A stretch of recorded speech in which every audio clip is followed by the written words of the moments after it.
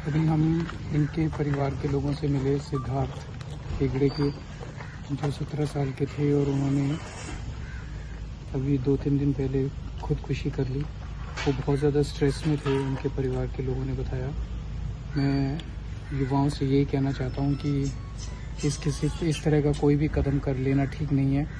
उन्हें अपना, मेरे पास कई जगह से खबरें आ रही हैं कि कई बच्चे नर्वस ब्रेकडाउन हो रहा है, कई बच्चे बहुत ज़्यादा डिप्रेशन में हैं।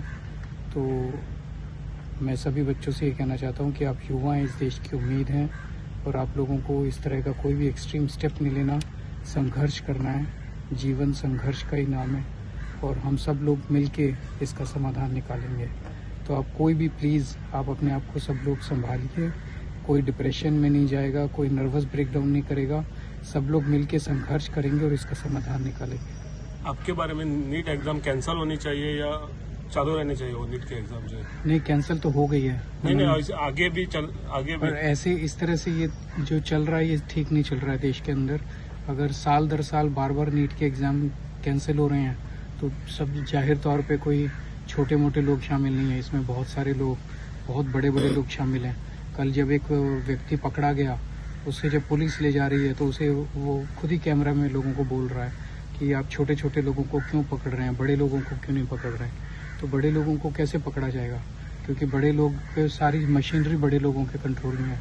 तो युवाओं को इसके बारे में आंदोलन करना पड़ेगा, तभी इसका कुछ समझ। जो पकड़ा गया है वो बीजेपी के लीडर है, वो आप उसके बारे में? मैं तो बार बार बोल ही रहा हूँ कि इसके अंदर जो भी पेपर्स कैंसिल हो रहे हैं बीजेपी की सरकारों में हो रहे हैं। नीट के पेपर कैंसिल हो रहे हैं, उसमें पता चलता है कि बीजेपी की लीडर्स शामिल हैं। तो इसमें सीबीआई भी क्या करेगी? सीबीआई तो बीजेपी की सरकारों को रिपोर्ट करती है। तो सीबीआई को जो जांच दी है, इस जांच पे किसी को कोई भरोसा नहीं है। सीबीआई तो इस पे लीपापोती करके सबको छोड़ देगी, 3-4 महीने में सारे छूट जाएंगे और फिर अगले साल नीट का पेपर फिर लीक हो जाएगा, फिर से लाखों बच्चों का भविष्य फिर से खराब हो जाएगा। तो इसके अंदर सबसे टॉप के ऊपर जो लोग बैठे हैं वो लोग इसके अंदर सीधे सीधे शामिल हैं। उनको अगर सज़ा दिलवानी है, अगर अपने लाखों युवाओं का भविष्य बचाना है, तो हम लोगों को मिलके सड़क पे उतर के इसके खिलाफ आंदोलन करना पड़ेगा। जो टॉप पे लोग इसमें शामिल हैं, जिन्होंने लाखों बच्चों का भविष्य बर्बाद किया है, उन लोगों को कड़ी से कड़ी सज़ा दिलवानी होगी, तभी कुछ निकलेगा।